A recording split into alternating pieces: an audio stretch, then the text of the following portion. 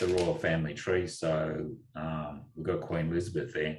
I mean, if I've had a look at like a couple of pictures of her lately, she's 95 and she's a cracker, but she's starting to look very, very frail. It's really last 2 or 3 years. Buddy Andrew, I think, has almost killed her, the poor thing.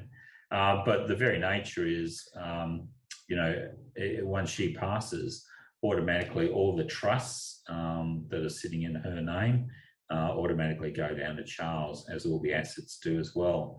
And then if Charles is not around or dies soon thereafter, it goes to Prince William, and then after William, it goes down to George and then Charlotte.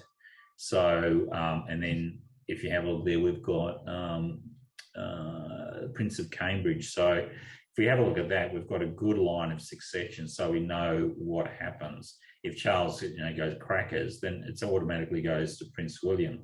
So the most important thing for anyone's family is security and certainty. But unless you've got a good line of succession, you can't have security and certainty in family wealth protection.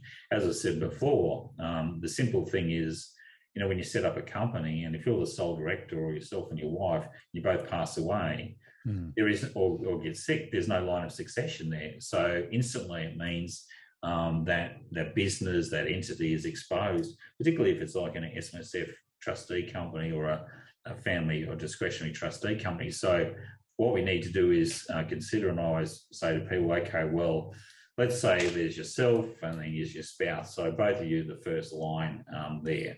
And then if something happens to one of you, so for example, if you're litigated against, so this was Ben and your wife, if you're litigated against, you just resign. So you're no longer really that person who controls everything.